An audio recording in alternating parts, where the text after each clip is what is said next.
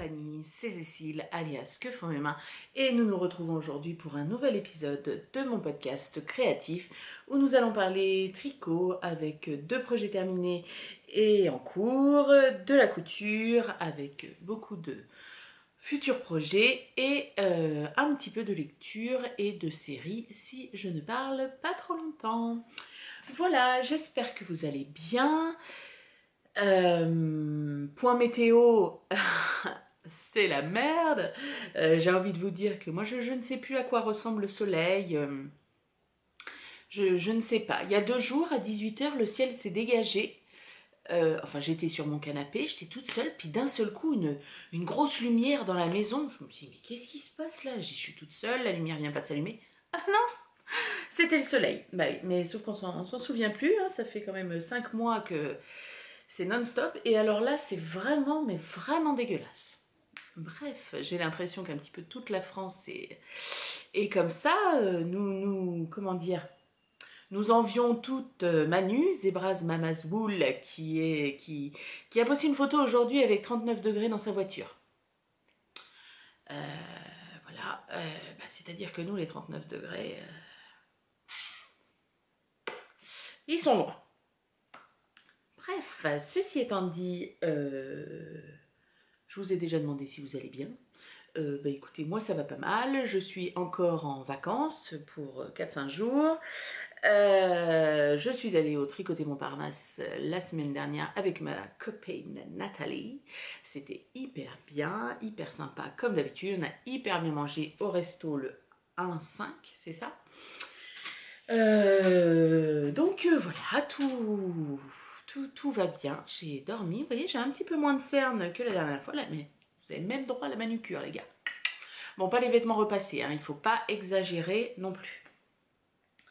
Qu'est-ce que... Ah oui, ce que je porte aujourd'hui, parce qu'on me pose des questions des fois.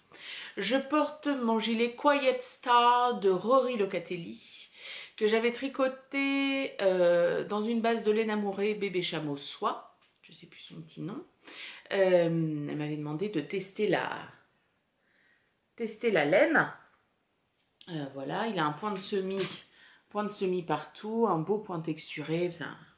Je l'adore. Je voudrais me le refaire en noir pour me faire un basique parce que je le porte au moins 1 à 2 fois par semaine. Alors il a pas mal bouloché au début. J'ai dû le raser 2 fois et maintenant il est nickel. Vous voyez? Alors ça fait toujours un petit halo avec la soie et le cachemire, mais maintenant j'ai plus de bouloche, même sous les bras. Alors j'en étais petite, hein, voilà, hop, voilà, que j'ai trouvé sous les bras, vous voyez. Hop là, bref. Voilà, enfin moi je trouve j'adore la laine, je trouve qu'elle a un drapé, qu'elle convient très très bien à des vêtements en dentelle fluide. Et après je porte dans le tissu Riffle Paper Co une jupe avec des très grandes poches comme ça d'Irendo et qui peut être fait en short aussi. Je me rappelle plus son nom. Mais bon, elle est sur mon fil Instagram. Avec le reste de tissu, je m'étais fait un sac à projet. Voilà, je l'aime beaucoup. Et puis, comme aujourd'hui, c'est quand même... alors, je sais pas si vous allez voir, hein, parce que c'est très blanc. Enfin, ça ressort blanc, mais il fait très, très gris. Hein, très gris. Ça met un peu de couleur, hein, parce que sinon... j'ai même pas mis de boucle d'oreille. Ah, vous voyez, manucure, mais pas de boucle d'oreille. Hein. Enfin, il y a un moment donné... je peux pas tout donner. Alors, il me semble que c'était tout. Donc, nous allons passer au projet terminé. Donc, le premier projet terminé, c'est un pull. Ouais. J'espère que vous étiez assises avant que je dise ça, parce que je ne voulais pas vous faire une crise cardiaque s'il fallait. Le pull Carl de Aurélie Lapoule. Patron que j'ai acheté, je pense, dès sa sortie ou pas longtemps après sa sortie. Chose qui m'arrive jamais. Hein. Moi, généralement, j'achète les patrons au moment de les tricoter, sauf gros coup de cœur. Pardon. Donc Donc voilà. Et puis Aurélie la Poule, c'est quelqu'un que je suis, alors pas depuis les débuts de son blog, mais pas loin. Avant Instagram, tout ça. Moi j'adore ce qu'elle fait, j'adore son style, j'aime tout, quoi, j'aime tout. Donc, le pull Karl est un pull avec un gros nœud sur le devant. Voilà. Je l'ai tricoté dans des laines que monsieur m'a offert à Noël. Des laines de chez Drops. Parce que j'ai fait extrêmement original. J'ai pris les mêmes que Aurélie. Voilà. Les mêmes que Aurélie la Poule. Alors, où sont... Alors, j'allais dire, j'ai tricoté tant de choses que ça après, mais non. Alors, c'est deux laines Drops. J'ai la Kid Silk, donc c'est le mohair soie, coloris 19, et l'alpaca, donc 100% alpaga, coloris 78,95. Bon, je vous montre les étiquettes comme ça, mais comme d'habitude, en dessous de la vidéo, il y a le lien vers mon blog, et qui renvoie à chaque... Et sur mon blog, oh pardon, décidément. Et sur mon blog, il y aura les liens pour aller vers les laines. Voilà, donc ça donne un kaki formidable. J'ai une obsession pour le vert en ce moment, c'est assez monomaniaque, hein. C'est-à-dire que c'est un peu comme le caramel. J'essaierai de faire un jour une photo de tous mes trucs kaki ou vert ou machin, couture comprise, hein, et tous les trucs caramel ou moutarde. Je pense qu'on peut s'éclater. Donc voilà le pull Karl. Il est fait entièrement en point mousse et en aller-retour. On ne tricote jamais en rond. Donc en fait, on le commence par le bas. Donc on fait en gros jusqu'aux emmanchures. Hein. Et à intervalles réguliers, en fait, on va venir faire des rangs raccourcis. Je suis sur une chaise en paille et j'ai peur qu'elle me défonce mes collants alors qu'ils sont tout neufs. Bref. Et on fait des rangs raccourcis pour que les deux demi-devants, les deux demi-devants plongent un peu comme ça sur le devant et vers le bas. Donc on fait ça, hop, jusqu'aux emmanchures. On sépare ensuite les demi-devants du dos. On tricote les demi-devants, vous voyez, avec des diminutions pour faire un col V. Vous voyez, comme ça. Voilà. Donc la même chose de l'autre côté du demi-devant. On tricote le dos et après, on rabat. Alors je ne sais plus ce que préconise Aurélie. Moi j'ai fait un rabat à 3 aiguilles parce que je me suis dit, j'avais peur que ça dégueule vraiment trop. La 3 aiguilles, ça maintient un petit peu quand même. Donc du coup à l'arrière, ça fait un petit, vous voyez, un petit boudin ici. Puis sur le devant, ça fait ça. Voilà. Donc hop, on rejoint ça. Tricote les manches à plat, parce qu'elles sont aussi en point mousse. Le point mousse en rond, alors on peut les faire en rond, hein, concrètement, mais ça veut dire qu'il faut faire un rang droit, un rang envers. Il ne faut pas oublier et zapper. Ça c'est le rideau, parce que la pluie bat contre les fenêtres. Bref, voilà, donc moi j'ai fait en aller-retour, comme ça c'était plus simple. Et puis à l'arrière, enfin à l'arrière non, dessous j'ai fait une couture à la main. Ça m'a rappelé mon jeune temps au tricot, voilà. Et derrière, donc ça fait la maille lisière entre guillemets. Voilà. Bon, c'est pas trop mal. Je n'étais pas trop mécontente de moi. Elle est élastique. Voilà. C'était pas trop mal. Donc voilà, on fait une manche, on fait l'autre manche. Et ensuite, on vient tricoter des espèces de... On vient relever des mailles sur le côté des... Comme si c'était les bandes d'encolure en fait du demi-devant, mais que entre tel et tel marqueur qu'elle nous a fait mettre avant. Et on tricote des espèces de parallépipèdes, de forme un peu particulière. Et on vient les nouer d'une certaine façon pour faire le nœud. Vous voyez, hop, là il y a un trou et l'autre il y a un trou. Voilà, ça fait 2 anneaux comme ça. Voilà.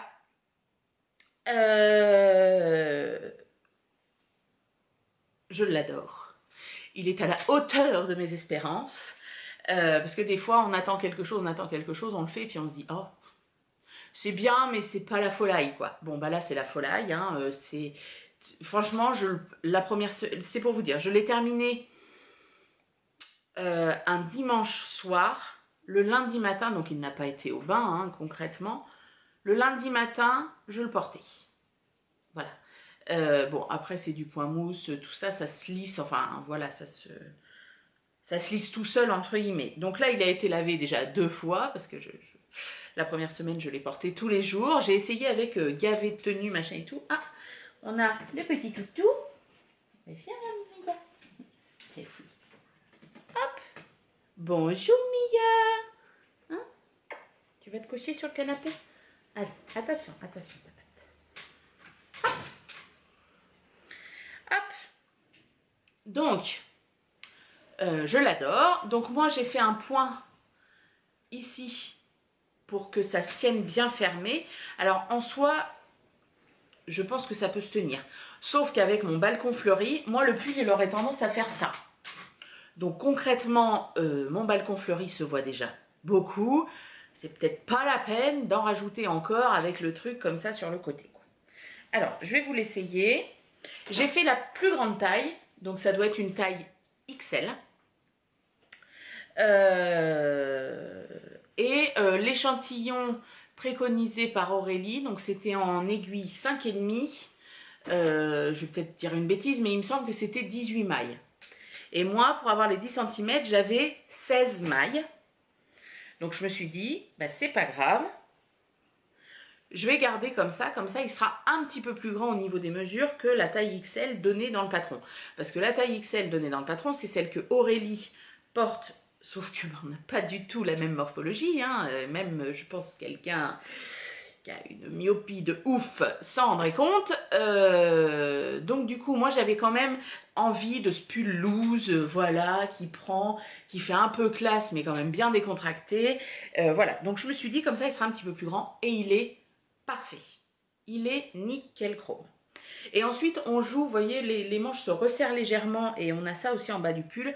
On joue sur les numéros d'aiguille pour faire, on n'a pas de côte, mais pour faire des points mousse plus serrés, ou voilà, en fonction du numéro d'aiguille.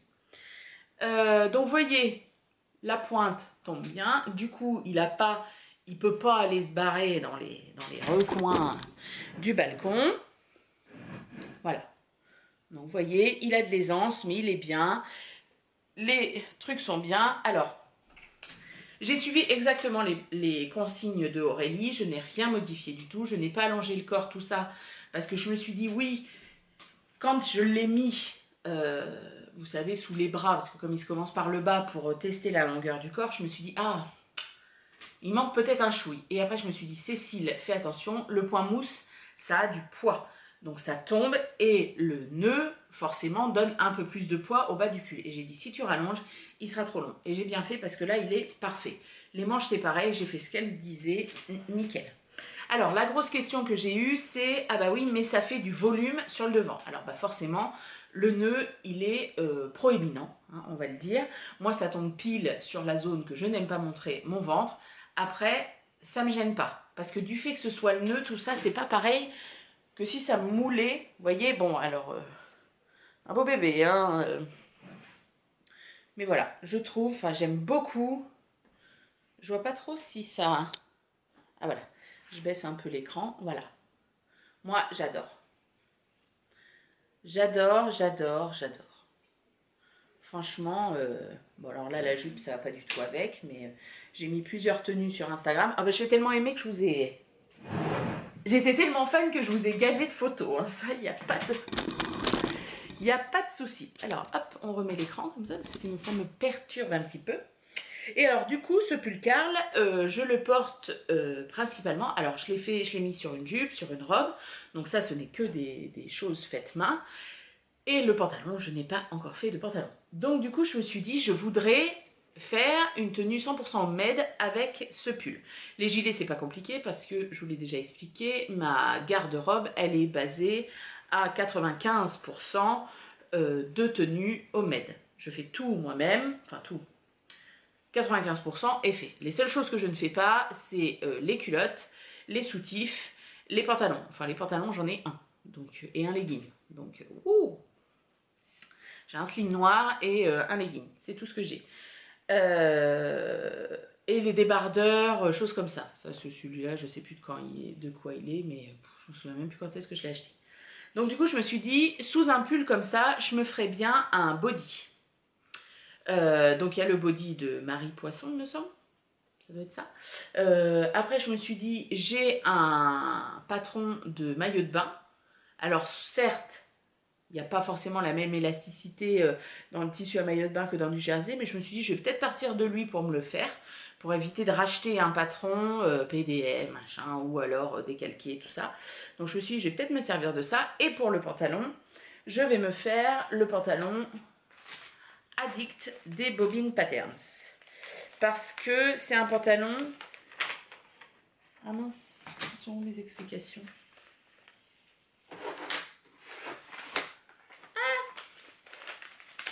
Où sont les explications?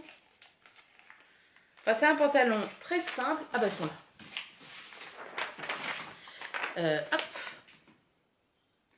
Voilà. On est sur un pantalon basique avec des poches sur les côtés. Alors moi, je ne vais pas le resserrer en bas parce que moi, j'aime pas particulièrement. Mais voilà. Et je me suis dit, ce pantalon basique pour les débutants, ce sera très bien pour mon premier patron, un peu toile, vous voyez.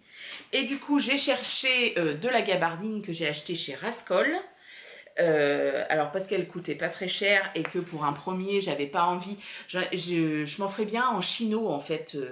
Tissu, voilà, chino. J'en ai vu sur Pretty Mercerie. Donc je me suis dit, si je valide le patron, je me referai un pantalon pareil en chino avec du tissu qui coûte un petit peu, qui est peut-être sûrement, c'est sûrement plus qualitatif que celui-ci. Et encore, des fois, on a des belles surprises. Donc là, c'est de la gabardine fine.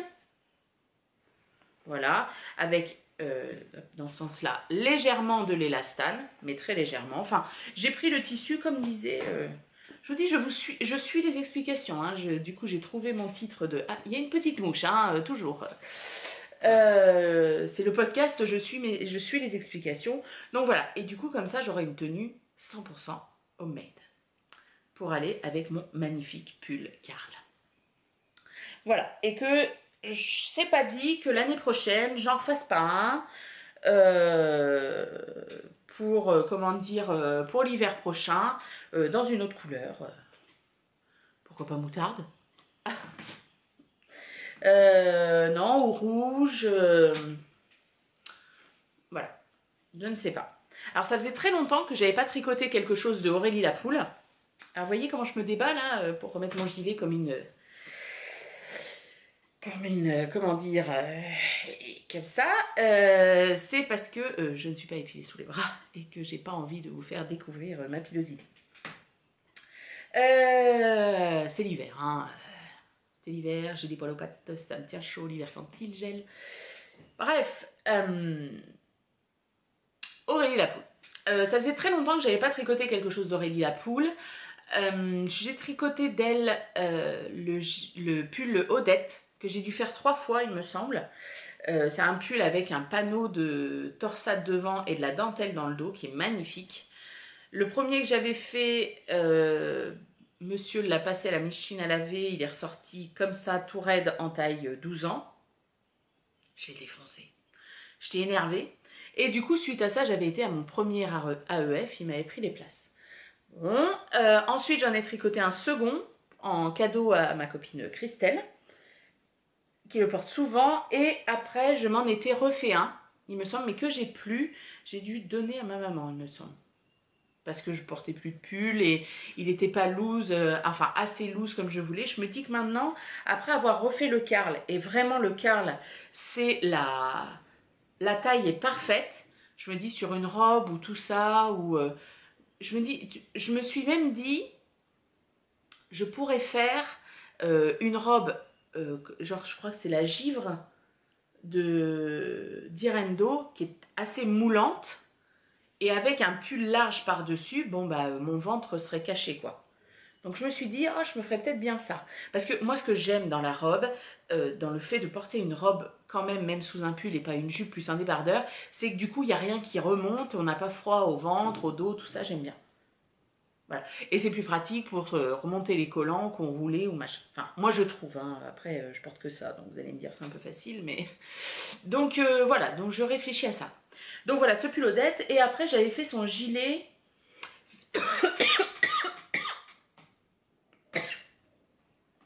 Excusez-moi. Ah, je viens de mourir, je reviens. J'avais fait son gilet, il me semble, Philémon. Quelque chose comme ça, avec une très simple, tout en poids mousse et avec une torsade sur le côté. Et celui-ci, je l'avais tricoté très déjaugé. Je pense que la laine, voilà, convenait pas forcément par rapport à ce qu'elle avait utilisé. Je l'avais fait en fil d'art aussi. Je pense que c'était trop fin et du coup, il est trop déjaugé, il fait un peu trop, j'ai rien pour sortir les poubelles. Alors que je l'aime beaucoup, mais je le portais dans un de mes podcasts cet été. Je l'ai reporté cet été et là, j'ai un peu plus envie de gilet long. Donc je me dis, bon, celui-ci, pourquoi pas le refaire. Et il était, enfin, écru. Et je me suis dit, ben j'en ai pas... Enfin, à suivre. Aurélie Lapoule, je n'ai pas dit mon dernier mot. Donc premier projet terminé. 20 minutes. Oh la vache. Deuxième projet terminé, c'est un projet qui n'est pas pour moi. C'est un projet que j'ai fait en tant que sample knitter. Donc quand on est sample knitter, comment dire, on reçoit de la laine d'un teinturier indépendant ou pas, peu importe. On tricote le modèle pour quelqu'un et on renvoie, et la personne en contrepartie renvoie la valeur équivalente à la laine. J'avais fait ça pour Arco Iris Yarn. D'ailleurs, j'ai commandé ma laine pour me faire un autre Love Note. Bleu. Ça devrait arriver demain, je pense. Là, j'ai répondu à l'appel de mon amie, chère à mon cœur, Pauline, Laine Amouret. Elle avait mis un soir en allant me coucher, j'ai vu qu'elle faisait un appel à Sample Knitter. Moi, j'allais être en vacances une semaine après. J'ai dit, bah écoute, si tu veux. Alors, c'était pour l'AEF, donc c'était assez rapide, sauf que bon, l'AEF est annulée et sera au mois de juin, week-end du trail. On en parle de ça? On en parle de l'AEF déplacée le week-end du trail? Nous, on avait réservé la date. Hein. C'est-à-dire, tous les mariages avaient été annulés, tout ça, pour le trail tricot. Et ben non, l'AEF vient se mettre là. Donc, c'est pas grave. Elle me dit, bah, si tu veux, voilà, tel pull, avec telle laine, machin, je te l'envoie. Pas de souci. Donc, j'ai tricoté le gilet Wiggly Tuf, qui veut dire gros doudou, il me semble, de Marzina Gloelbeck. Quelque chose comme ça. Hein, bon, je vous aurai mis une photo, il y aura le lien sur mon blog, comme d'habitude, ce sera plus simple. Mais ça s'appelle le pull Wiggly Tuf. Wiggly Tuff. Parce qu'il y a plusieurs F. Donc c'est un pull issu de la collaboration entre Laine Amouret et cette designer. Et donc j'ai tricoté le pull dans la taille de Pauline, pour Pauline, quoi, pour qu'elle puisse l'avoir sur les salons. Hop, il est super beau. Donc les laines que j'ai utilisées, il y a de la Néfélé. Donc la Néfélé chez Laine Amouret, c'est la Suri Alpaga 25% soie. Là, elle est en coloris caramel au beurre salé. Hop, alors je vous remonte l'étiquette, je suis pas sûre. Hop, voilà. Et l'autre base, je vous en parle pas encore parce qu'elle n'est pas encore sortie. Et je laisserai le privilège à Pauline de parler en premier de sa magnifique base. Voilà, donc les deux sont tricotés en double. Ah, je vous le montre, mais je vous en parle pas. Je vous parle de complètement autre chose, c'est un peu n'importe quoi. Donc le pull se tricote à partir du col. Donc on fait une longue bande de côte de 2 qu'on vient replier en 2 et joindre ici par un système de mailles ensemble. Vous voyez, ça se voit pas du tout. Voilà, ça fait bien la continuité. Ensuite, on a un raglan avec quelques rangs raccourcis parce que vous voyez que le devant est un petit peu creusé par rapport au dos. Voilà, on a le raglan ici et on vient insérer ce jeu de torsade. Voilà, en gros, c'est un coup à droite, un coup à gauche. Voilà, à certains endroits, Vous voyez, du raglan, on vient en rajouter d'autres. Ensuite, on arrive au niveau de la séparation des manches. On glisse les mailles des manches sur un fil auxiliaire ou une aiguille particulière. Et on tricote ensuite le corps en rond jusqu'à la hauteur demandée. Donc, moi, j'avais la mesure du pull et j'ai demandé en plus à Pauline quelle était sa longueur idéale de pull pour que le but, c'est qu'il lui aille. Hein. C'est pas qu'il soit juste joli sur le stand. Et du coup, ça correspondait aux mesures du patron. Donc, c'était très bien. Et on termine par des côtes de 2 et un rabattage assez souple. Voilà, je pense que c'est pas mal. Ensuite, on reprend les mailles des manches. On reprend les mailles dessous les manches. Voilà. Pour avoir une continuité. J'ai un bout de fil qui se trimballe, mais j'ai pas rentré mes fils encore. Voilà, pour avoir une continuité de la torsade ici. C'est assez bien fait, hein, franchement. Enfin, c'est assez bien fait. C'est très bien pensé justement pour que tout s'enchaîne facilement, quoi. Et on tricote la manche avec des diminutions qui se placent dans les zones de jersey entre chaque torsade. Voilà. Comme ça, c'est très délicat en fait. Par exemple, on va avoir un tour, on va avoir 6 diminutions. Et vous voyez que quand on regarde la manche comme ça fait pas des décrochements, quoi. Ah ouais, non, j'ai trouvé que c'était une bonne idée. Et voilà, et après on a des diminutions drastiques pour faire des manches un petit peu boules et on termine par des côtes de 2 et puis un rabattage qui m'a l'air plutôt pas mal. Et le pull est terminé, puisqu'on a fait le col dès le premier coup. Donc le patron est en anglais, j'ai trouvé qu'il était très facile pardon, à suivre. Une fois qu'on a compris l'enchaînement des torsades, c'est assez visuel, c'est des torsades de 2, donc moi je les fais sans aiguille auxiliaire tout le long du pull, donc ça va assez vite. Finalement on fait des torsades en fait tous les 2 rangs, donc ça peut paraître long, mais finalement ça rythme le truc. Elle conseille de mettre des anneaux marqueurs pour marquer chaque torsade. Donc vous retrouvez avec, je sais pas, 26 ou 28 marqueurs. Ça c'est quelque chose que j'avais fait quand j'ai tricoté le Carvi de Marie-Amélie. Alors en soi ça se fait, il n'y a pas de problème, mais c'est quand même hyper contraignant dans le sens où à chaque fois on glisse, on machin, on truc. Là j'ai réussi à me faire, pas la petite chanson dans ma tête, mais voilà, hop, tant de mailles, hein, hop, on fait la torsade, hop, tant de mailles, hop, on fait la torsade. Et puis après le rang d'après c'est tout droit. La laine est très agréable à tricoter, c'est extrêmement doux. Par contre, je l'ai commencé, il se tricote en 4,5 et je l'ai commencé avec des aiguilles Knit Pro. J'avais pas de Xiaogu en 4,5 et quand on a été à Paris, j'ai été acheter des aiguilles 4,5 Xiaogu chez Lille Oiselle et c'est quand même beaucoup mieux quand c'est bon. Et c'est quand même beaucoup mieux quand c'est sur des aiguilles en métal parce que ça glisse mieux. Parce qu'il y a quand même les poils de la Néphélé qui accrochent. Donc c'est très doux. Il porte très bien son nom de gros doudou. Il est... Enfin, je pense que la Néphélé, en fait, pour des personnes qui ne supportent pas le mohair, même du mohair que moi, par exemple, je vais trouver très doux, il y a des personnes qui sont sensibles. Je vous conseille, si vous avez l'occasion de vous retrouver face à de la surie, de toucher la surie. Parce que vraiment, alors il y a de l'alpaga quand même, mais c'est du suri alpaga. Alors je sais pas quel alpaga c'est, ou c'est du bébé alpaga, je sais plus. Enfin bref. Et ça fait quelque chose de très doux. Donc voilà, à voir, peut-être, ça peut être une bonne alternative.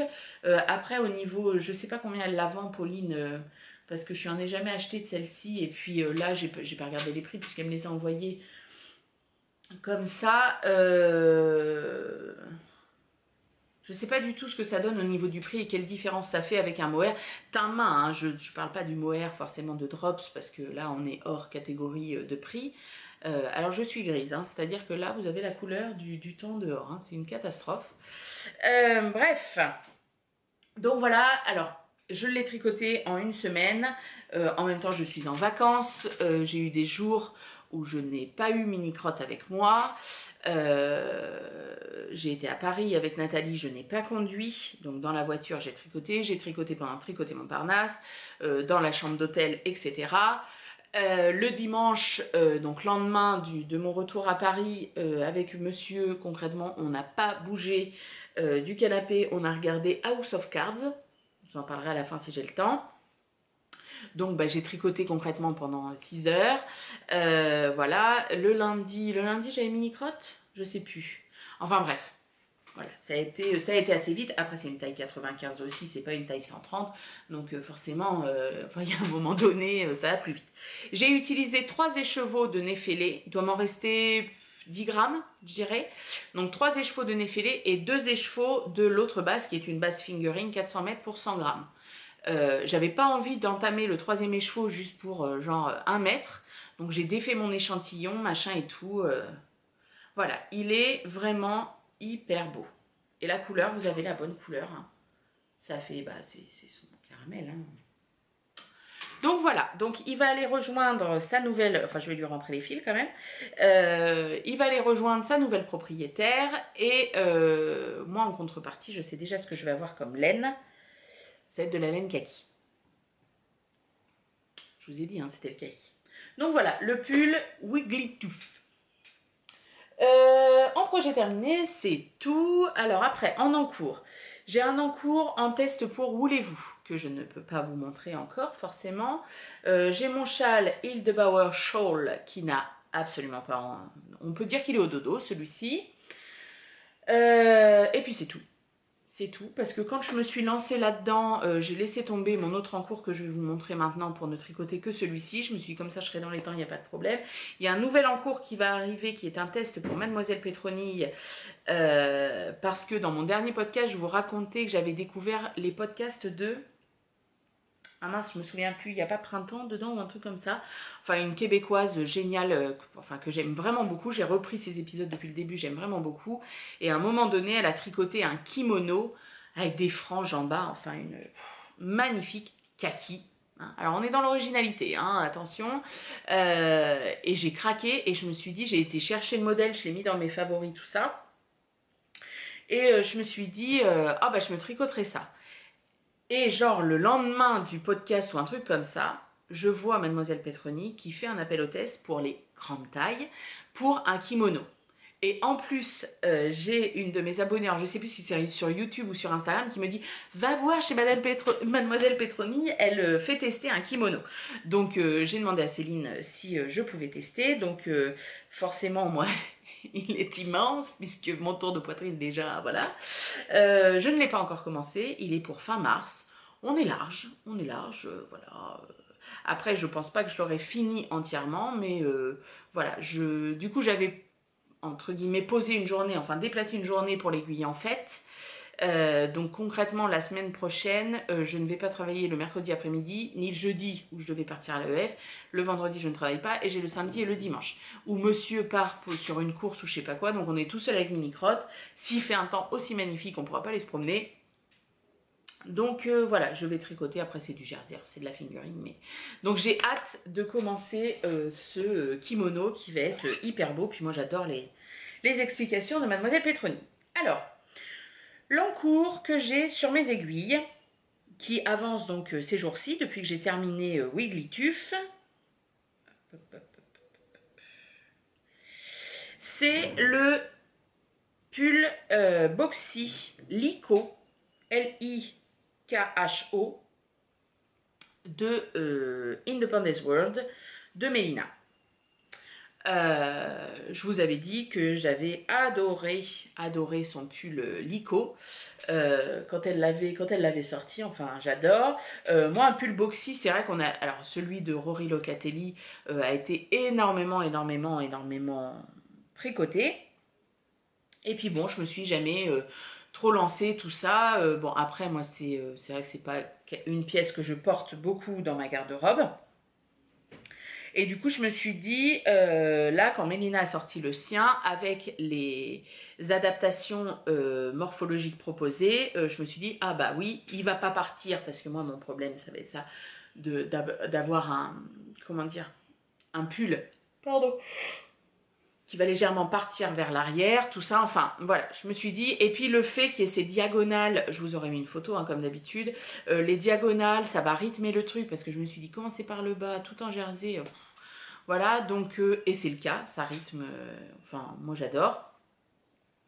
Donc je me suis dit, je tricoterai celui de Mélina. Et à Noël, le Papa Noël de chez Pauline, encore Lena Mouret, m'a apporté donc cette nouvelle base qui va sortir. Alors, je ne sais plus quand est-ce qu'elle va la sortir au Knit-It, je crois. Ça s'appelle la base Pandore. Donc je ne vous dis pas de quoi elle est constituée parce que je vous dis, je laisserai à Pauline le privilège de parler de sa base en premier. Sachez juste que c'est du crin de cheval, quoi. C'est affreux, affreux, affreux, affreux.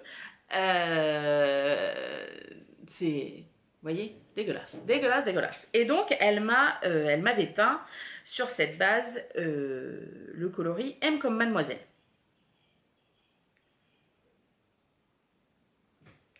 M comme Mademoiselle. Donc, c'est un espèce de bleu, bleu pan, un peu. Je sais pas du tout si ça rend bien les bleus, c'est toujours compliqué. Et du coup, je me suis dit, comme c'est une laine qui va avoir un beau drapé, ah bah je vais faire le licot. Donc je me suis lancée, quand j'ai eu terminé tous mes encours, tout ça, dans le licot de Independence World.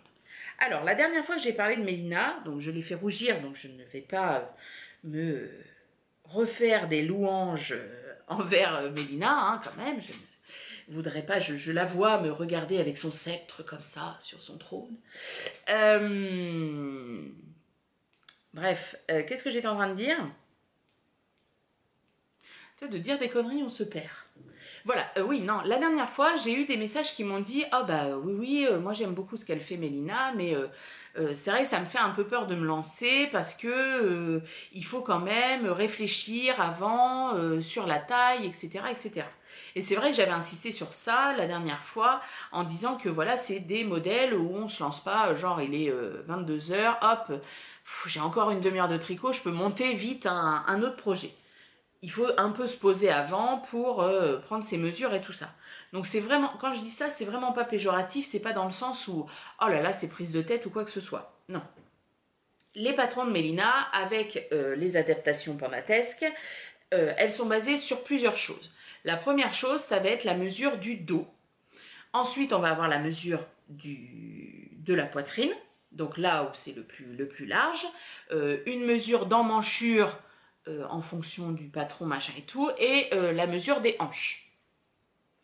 Donc en fait sur son patron, alors pour chaque patron il y a un manuel d'utilisation entre guillemets, où vous avez un petit cartel comme ça et où vous remplissez mon tour de dos et 2, mon tour de poitrine et 2. Donc là par exemple moi j'ai mesuré le dos, j'ai mesuré la poitrine et elle dit dans son petit cartel il faut rajouter tant de centimètres d'aisance. Donc je rajoute tant de centimètres d'aisance et je note mon numéro. Mon tour de hanche je ne l'ai pas pris parce que moi j'ai pas des hanches larges et donc du coup je n'ai pas de souci de devoir évaser comme ça un pull ou un gilet. Et en fonction de ça, on va avoir un énorme tableau avec plein de tailles et on va aller entourer nos numéros. On entoure nos numéros sans faire attention à la taille ou quoi que ce soit. On entoure le numéro et on voit un peu comment ils sont décalés. Soit vous allez être dans la même colonne, soit vous allez avoir une colonne de plus ou de moins ou d'écart, etc., etc. Et en fonction de ça, en fonction de votre cas particulier, entre guillemets, il y a un paragraphe dessous qui vous dit, bah, par exemple, au paragraphe tant, il faudra faire ça ou il ne faudra pas faire ça. Pour moi par exemple, il y a des diminutions qui sont prévues après la séparation du corps. Et comme moi, avec moi je suis taille 5 option 2, moi, je ne devais pas faire ces diminutions pour rattraper, entre guillemets, des mailles et donner plus de tissu au niveau de la poitrine. Voilà. Et ça, elle vous l'explique. Donc, oui, on va pas se mesurer à 22h le soir, le machin, le truc. C'est juste ça. Après, concrètement, ça prend 5 minutes. Hein, je veux dire, prendre... Alors, le mieux pour le dos, c'est d'avoir quelqu'un parce que c'est une mesure quand même un peu particulière à prendre. Mais en soi, voilà. Et si jamais elle nous explique que notre hauteur d'emmanchure est plus petite ou plus grande que son standard, entre guillemets, ben voilà ce qu'il faut faire pour, voilà. Et dans le patron, c'est surligné en orange, ici, prévoir l'ajustement emmanchure. Donc hop, on est dans le manuel. Donc moi, ce que j'ai fait, c'est que comme je savais que j'avais cette adaptation poitrine à faire, emmanchure, je n'ai pas besoin de la faire. Comme j'avais l'adaptation poitrine à faire, moi sur mon patron, j'ai écrit, enfin j'ai rayé ce qu'il ne fallait pas que je fasse. Et comme ça, je me suis dit, c'est bon. Et après, j'ai que mon patron papier et je ne me réfère plus au manuel d'utilisation du pull. En gros, c'est comme ça que ça se passe. Ça peut paraître très compliqué, mais pas du tout en fait. Et puis s'il y a le moindre souci, enfin, elle le note à plusieurs endroits, il faut la contacter et voilà, il n'y a pas de souci. Donc... enfin, moi, j'ai trouvé ça, voilà, je voulais pas dire dans le sens, c'est compliqué, oh là là, c'est chiant, j'ai pris 2 heures pour faire ça, il a fallu que je réfléchisse, et tatati, et tatata. Non, non, non, c'est pas ça du tout. C'est vraiment que, pour que ce soit utilisé au mieux, pour rentabiliser, alors rentabiliser peut-être pas le mot, mais rentabiliser au mieux le travail de Mélina et de ses... Parce qu'on peut très bien faire le patron sans aucune modif, hein. C'est-à-dire que tout ce qui est surligné en orange, on ne prend pas en compte, on tricote le patron et basta. Hein. Enfin, il y a un moment donné, vous n'avez pas le couteau sous la gorge, Mélina vient pas là avec son sceptre pour vous taper dessus si vous suivez pas ses adaptations. Enfin, voilà. Après, je ne sais pas, hein. Peut-être qu'elle va arriver derrière mon portail parce que j'ai pas fait quelque chose de bien. Mais écoutez, au pire, on tricotera quelques heures ensemble, ce sera très sympa. Bon, je tergiverse encore. Tout ça pour dire que, voilà, il faut prendre ces mesures-là et une fois qu'elles sont prises, moi je vais tricoter d'autres patrons de Mélina, je le sais déjà. Vivement le fil de la manche d'ailleurs pour que je puisse acheter la laine pour. Une fois que vous avez pris vos mesures, alors à moins que vous ayez un gros changement de morphologie d'ici le prochain patron de Mélina, vos mesures elles ne bougent pas en fait. Voilà. Donc on en revient au Lico. Le pull Lico de Mélina, le type panda. Hop, le devant est là. Donc on commence par faire 2 bandes au point mousse. Voilà, ici, qui sont les dessus d'épaule. Donc on fait ces 2 bandes. On vient ensuite relever des mailles le long de ces bandes. On monte des mailles, on relève des mailles sur l'autre bande. Et on tricote le dos en aller-retour. Voilà. Ensuite, de l'autre côté des bandes, on va venir relever des mailles, même chose, et on va venir faire des augmentations d'encolure, vous voyez, pour former une encolure en V. Et alors, Mélina, très prévoyante, vous dit, l'encolure peut paraître comme si, mais ne vous inquiétez pas, ça va. Enfin voilà, on est accompagné quand même, il faut le dire.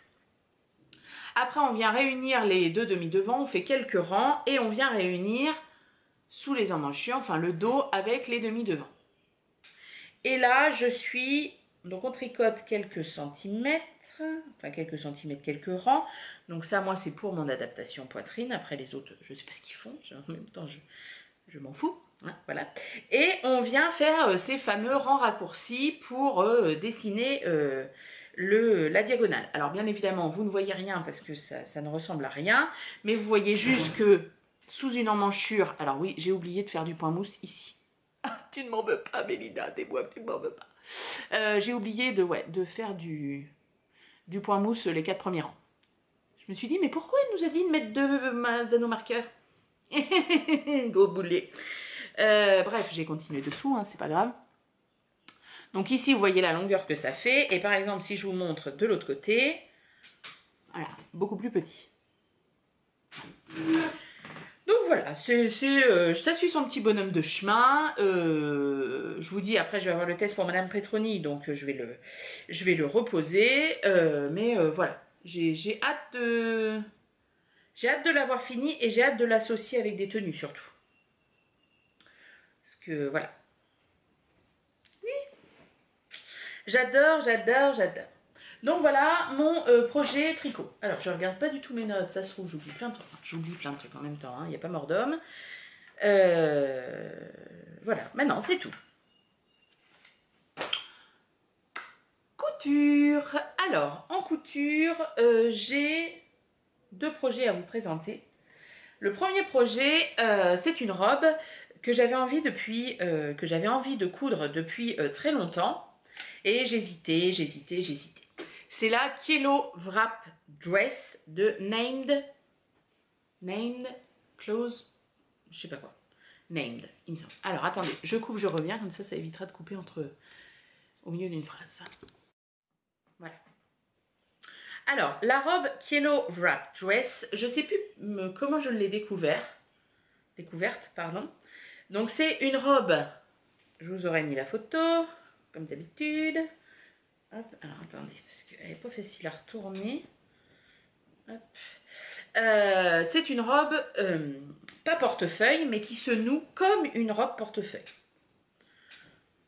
Allez, on va y arriver, ça va bien se passer.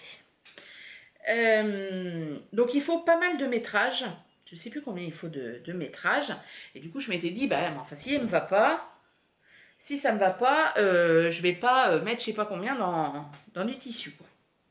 Donc quand j'avais été chez Benitex, j'avais dit j'essaierai de trouver il faut un jersey, mais pas un gros jersey, il faut un tissu un peu fluide. J'essaierai de trouver.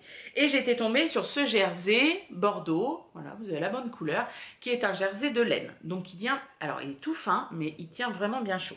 Et puis pourtant, alors j'étais pas allée avec mon petit carnet, pourtant je l'avais noté, mais j'avais oublié le carnet. Et je sais pas, j'ai dû prendre 2,50 m. Sauf que quand j'ai posé mes pièces de patron à la maison, bingo, il m'en manque. Donc du coup, alors je sais plus si c'est dans mon dernier épisode, non c'est dans celui d'avant, j'avais fait un appel entre guillemets, voilà, si quelqu'un va chez Benitex, est-ce qu'il veut bien voir s'il reste de ce tissu et m'en prendre.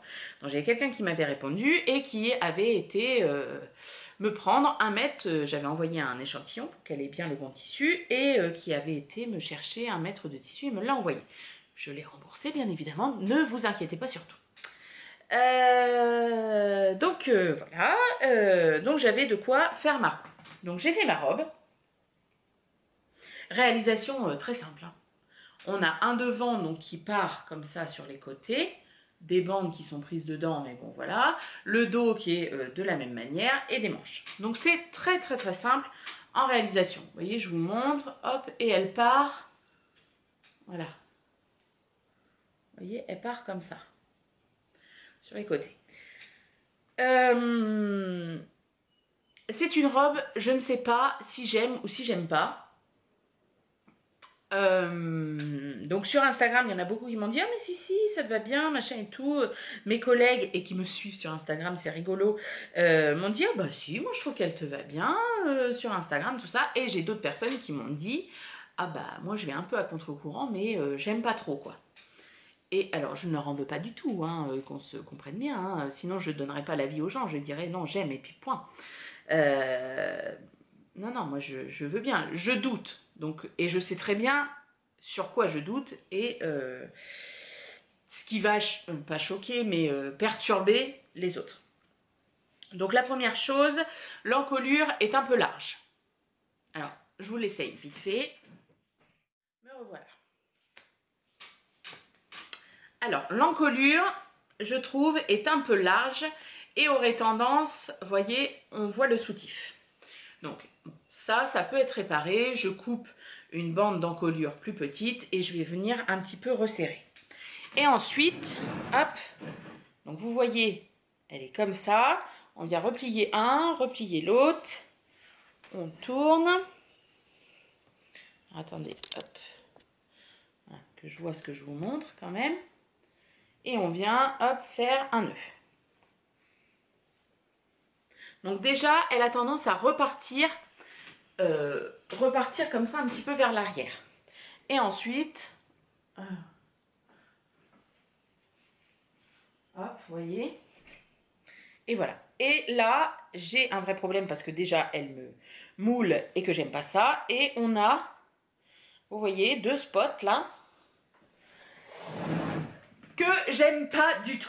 Voilà, hein, on fait preuve de bienveillance envers son corps, mais ça, j'aime pas du tout. J'aime pas que ça se voit. Et je pense aussi que le problème de cette robe, pour moi, c'est qu'elle fait trop sage, entre guillemets. Peut-être un peu trop classe, entre guillemets. Donc du coup, quand je la porte, je casse le truc avec soit des baskets, j'ai des baskets avec de la moumoute dessus, donc je les porte, ou des Converse, ou des trucs comme ça. Pour casser un peu le style. Et du coup, voilà, je sais pas. Alors, je vous montre pas mis derrière, parce que ça me moule le ventre, je déteste ça. C'est un tissu qui marque pas mal, hein, vous voyez, au niveau du soutif. On a 2 grandes pinces, je vous ai pas montré, 2 grandes pinces ici, donc elles tombent très bien, hein, y a pas de, sur ça, il n'y a pas de problème du tout. Mais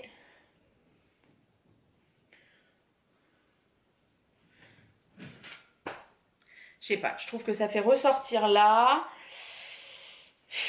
Est-ce que j'enlève les liens? Alors porter comme ça, non, parce que ça va faire vraiment chemise de nuit.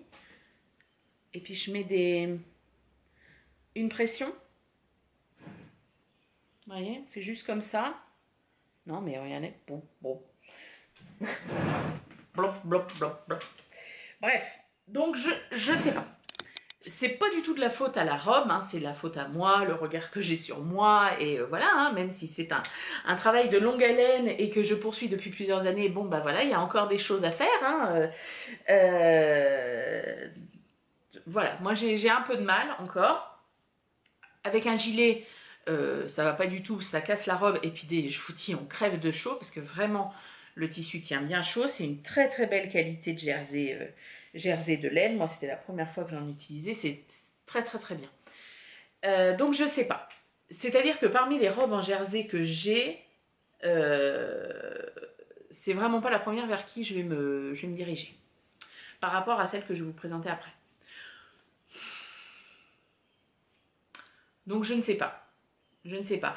Est-ce qu'un jersey avec beaucoup de motifs, ça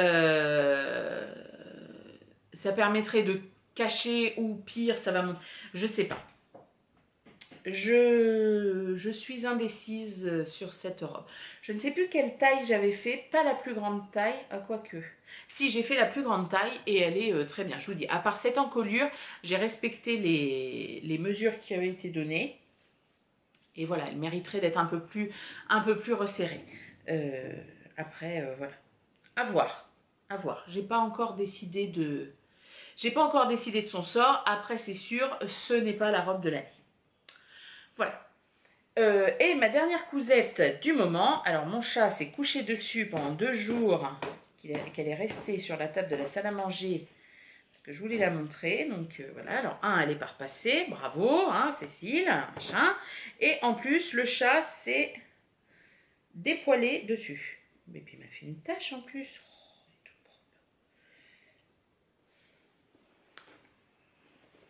C'est la robe, l'Aristo de la jolie girafe. Je vous l'essaye. Alors, la robe l'Aristo de la jolie girafe, je l'avais découverte. Hop. Je l'avais découverte avec le podcast de Lirbis, que j'aime beaucoup, qui me fait beaucoup rire. Et elle l'avait cousu, je ne sais plus à quelle occasion, elle l'avait présenté avec un gilet vert qu'elle avait testé pour Marie Amélie Design. C'était très, enfin, la tenue était très jolie. Et du coup, elle s'appelle Swazig, je crois. Oh là là, si je me souviens de ton prénom, waouh. Et du coup, elle avait présenté cette robe, j'avais dit, ah, j'aime bien. Et alors, ce col m'avait fait craquer. Et la jolie girafe, hop, pardon. Printemps dernier, j'avais testé la combinaison l'accessible pour elle et les explications étaient très bien, tout ça. Donc je me suis dit, allez, je l'achète et je me la couds et je me la suis cousue dans un tissu que mes beaux-parents m'ont offert à Noël. C'est un tissu See You What Six. C'est on appelle ça un jersey French Terry. Donc vous voyez, il est gratté à l'intérieur. Voilà. Ah oui, c'est pas fait à la surjeteuse ici parce que ma surjeteuse, elle supportera pas toutes les épaisseurs, c'est pas possible. Donc, la combinaison l'Aristo. Alors, je vous aurais mis comment? Attends. Mieux que la photo, j'ai le patron. Comme ça, je vais pouvoir vous expliquer ce que j'ai modifié. Hop, on va se rapprocher un petit peu. Donc voilà la robe l'Aristo. Donc moi j'ai fait plus cette version-là. Donc normalement, ça, ce sont que des tissus contrastants. Et dans le dos, on a une grande couture parce que le patron, là, ça va se voir un petit peu dans la découpe des pièces. Dans le dos, hop, il y a une couture comme ça, vous voyez, au milieu, pour cintrer en fait la robe. Le but, enfin, l'idée de cette robe, je suppose, hein, je ne suis pas dans la tête de la jolie girafe, Sophie, je crois, c'est d'avoir une robe pull, entre guillemets, mais cintrée et qui fasse classe. Sauf que moi, bien évidemment, cette couture, je ne l'ai pas faite parce que sinon, ça allait me mouler le bourrichon, ça n'allait pas être possible. Donc du coup, moi, ma pièce, je l'ai posée dans la pliure du tissu et du coup, j'ai gagné à peu près ça dans le dos parce que je n'ai pas fait cette découpe. Donc première modification que j'ai faite. Ensuite, le col, dans mon stock, je n'avais pas de tissu qui correspondait pour le tissu contrastant. J'ai persuadé d'en avoir un, incapable de remettre la main dessus, il a dû partir pendant le déménagement.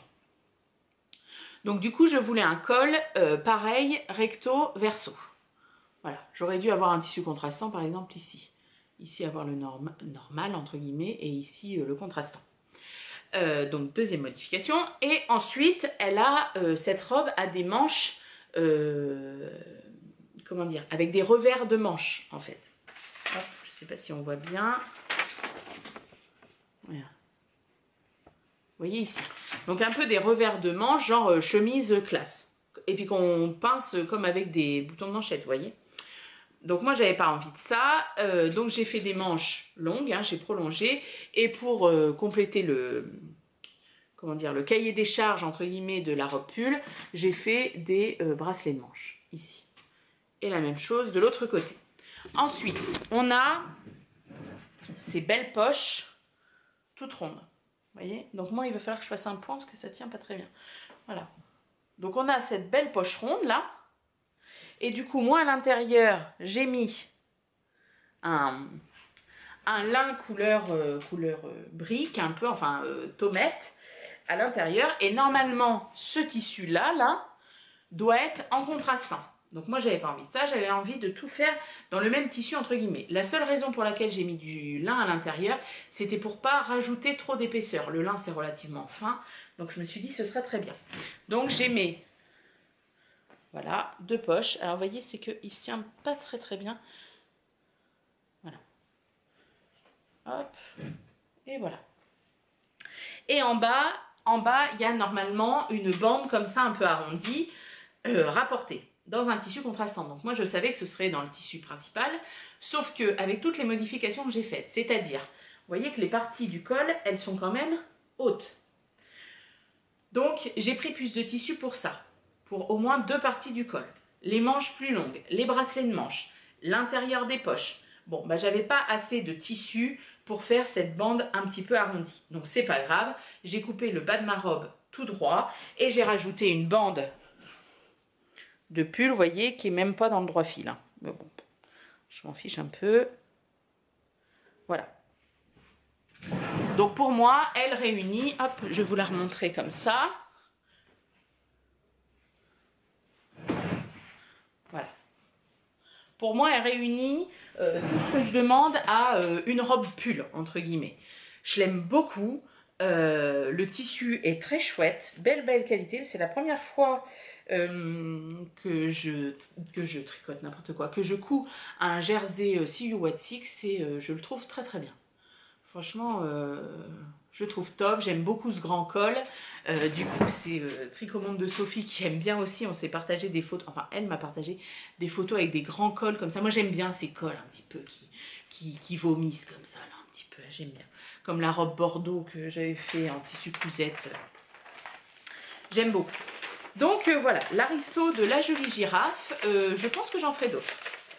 Je pense que voilà, un beau jersey. Pardon, je fais énormément de bruit. Pardon pour les misophones.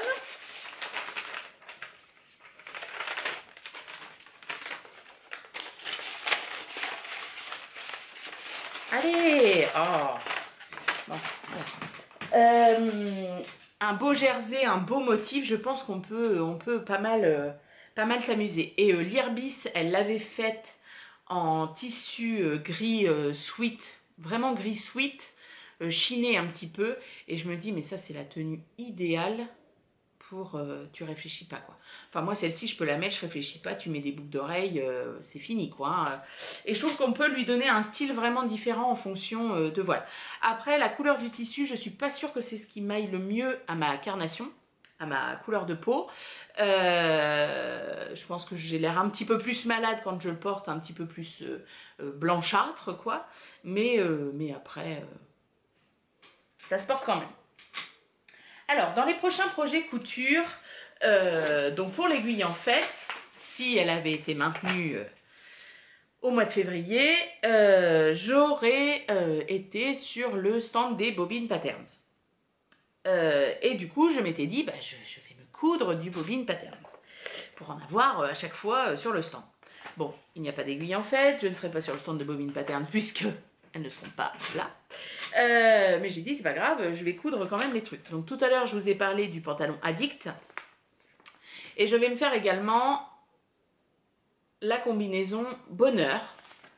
Donc en version short et avec les jambes un petit peu évasées pour faire un peu combinaison short jupe. Vous voyez, comme ça. Et je vais le faire dans ce tissu-là.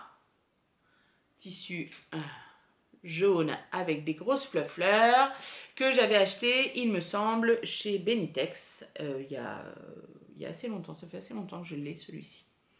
Donc voilà, j'ai tout découpé et il ne reste plus qu'à coudre. Ensuite, je vais me coudre un nouveau sac à projet dans un tissu des filles sans bobine qu'elles avaient présenté sur leur compte Instagram. Et je vais coudre une robe Mondial Tissu spéciale grande taille en partenariat avec Mondial Tissu qui m'ont contacté. Je vais coudre la robe chemise que j'avais partagée en story. Alors je ne sais pas s'ils m'ont contacté suite à la story, c'était pas du tout le but. Mais voilà. Est-ce que c'est la robe chemise parfaite? Et moi je vais faire une version printanière. Et bien voilà, on est bon. On est bon pour la couture. C'est bon. Quoi lecture maintenant? Un petit peu de lecture. J'ai lu pas mal dernièrement. Hop, on se rapproche. Hein. J'ai lu pas mal dernièrement parce que je vais être jury pour un... Enfin, jury. Je vais faire partie d'un jury pour la sélection d'un prix littéraire. Donc, jeunesse. Donc du coup, pour avoir des munitions, entre guillemets, il fallait que je lise. Et parallèlement à ça, au CDI où je travaille, je voulais faire une expo de livres, pour faire vivre le fond, hein, c'est toujours le même but, sur les livres adaptés en film récemment. Parce que c'est une sélection que je fais souvent au moment du Festival de Cannes ou ce genre de choses. Et le problème, c'est que je retombe toujours sur les mêmes. Seigneur des Anneaux, Jurassic Park, patati et patata, Charlie et la chocolaterie, tout ça. Et là, j'ai découvert un jour sur YouTube, dans mes suggestions, en fait, ou non, c'était sur la newsletter de Babelio, site où je vais pas mal pour les résumés de livres, etc., qu'il faisait des vidéos chaque mois, des sorties cinéma inspirées ou tirées de livres, enfin de la littérature. Donc j'ai regardé et il y en avait pas mal qu'on avait en rayon. Donc les lectures du moment ont été un petit peu dirigées via... enfin dirigées. Non, c'est pas ça, comment dire, inspirées de ces deux choses-là.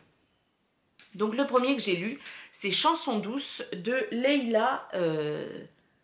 Salimani, alors moi j'ai écrit Salmi, mais je sais très bien que c'est pas ça. Ah bah attendez, j'ai mon téléphone, parce que j'aime pas trop qu'on écorche mon nom, donc j'évite d'écorcher. Alors, pas les prénoms, hein, c'est les noms de famille, bon voilà. Chanson douce de Leila Slimani.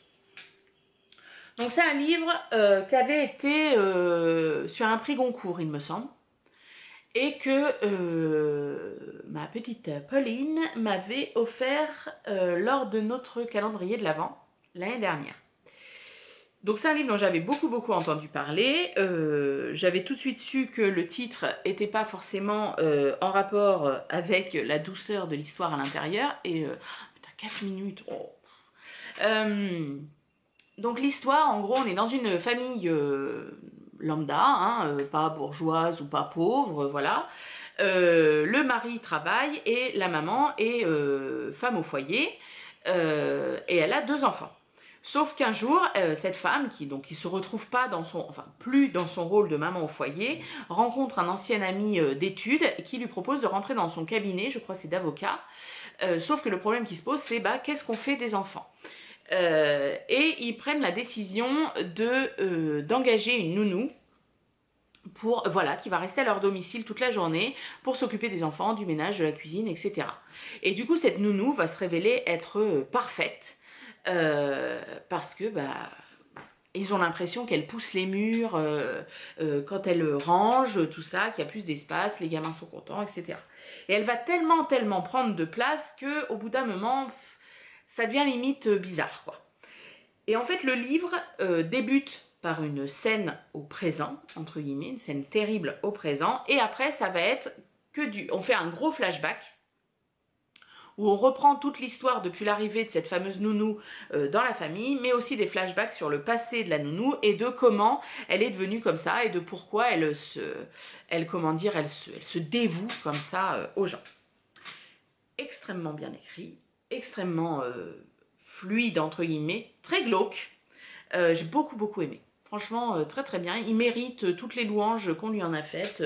Bravo Leïla Slimani.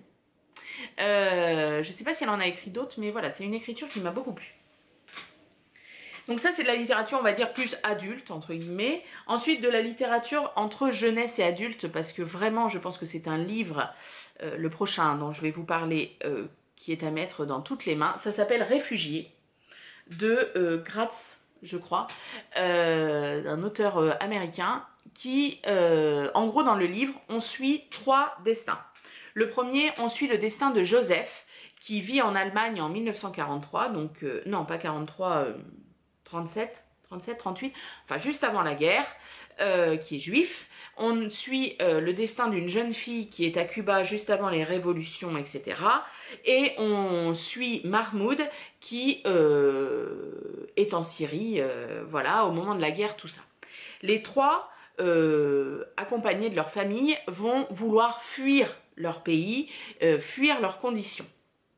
Et donc on va suivre leur périple et voilà, tous les gens malhonnêtes qu'ils vont pouvoir rencontrer, toutes les difficultés qu'ils vont pouvoir rencontrer, tous les copains d'infortune, entre guillemets, qu'ils vont pouvoir rencontrer. Jusqu'à, ou pas, l'Eldorado tant rêvé. Donc Joseph veut aller aux États-Unis, la jeune fille de Cuba veut aller en Espagne et Mahmoud veut aller en Allemagne. Ce livre est magnifique. Il m'a profondément touchée, j'ai même été obligée... Donc j'étais en train de vous dire que c'est un livre qui m'a énormément touchée, j'étais dans ma réserve pour pleurer. On sent en fait, enfin non, on se rend compte en fait qu'il y a différents moments de l'histoire et les gens ils vivent la même chose. Le destin forcément de Mahmoud qui part de Syrie pour aller en Allemagne était d'autant plus touchant que c'est des choses qu'on vit aujourd'hui au quotidien. Je pense que c'est un livre qui est à mettre dans beaucoup de mains de journalistes qui peuvent écrire et développer des inepties à longueur de journée sur les infos. Voilà, un livre magnifique. Magnifique. Je pense que quelqu'un qui est un ado qui est bon lecteur, parce que bon, il est assez dense quand même, et un adulte peut le lire. C'est une petite pépite, c'est magnifique. Et ensuite, j'ai lu un autre livre, alors un petit peu dans la même veine, hein, c'était pas la lecture gay du moment, c'est Là-bas, tout ira bien. Donc en gros, on est en France en 2000, je sais pas combien, mais pas dans très longtemps. La crise économique a été terrible et en gros, on se retrouve dans une France qui n'est quasiment plus ravitaillée en denrées périssables. Les grandes surfaces ont été pillées, il n'y a plus rien, etc. C'est très compliqué de trouver de l'essence. Et il y a un Eldorado, parce qu'il y a tout dans ces cas-là, il y a toujours un Eldorado. L'Eldorado, c'est la Suède. La Suède qui va donner du travail, qui accueille les réfugiés, etc. Et donc, on va suivre 2 destins, un frère et une sœur et un jeune homme, qui vont entreprendre cette traversée de la France à travers la Belgique, etc., pour aller jusqu'à la frontière suédoise et pour trouver du travail, avoir une meilleure vie, etc. C'était aussi, alors c'est pas aussi bien dans entre guillemets que réfugiés, mais par contre ça remet aussi les idées en place et que ouais, nous aussi ça peut nous arriver, que nous aussi on peut aller chercher un Eldorado ailleurs et qu'on nous dira pas forcément mais viens chez moi, je t'accueille les bras ouverts. Ça fait du bien aussi, donc c'est pas mal. Je vois que ça clignote, donc je n'ai plus de temps. Je vous remercie d'avoir suivi ce podcast. Je vous remercie d'être toujours aussi nombreux et de me laisser tous vos petits messages. Je suis moi aussi ravie de vous retrouver à chaque fois. Je vous embrasse et je vous dis à très très vite. Bisous.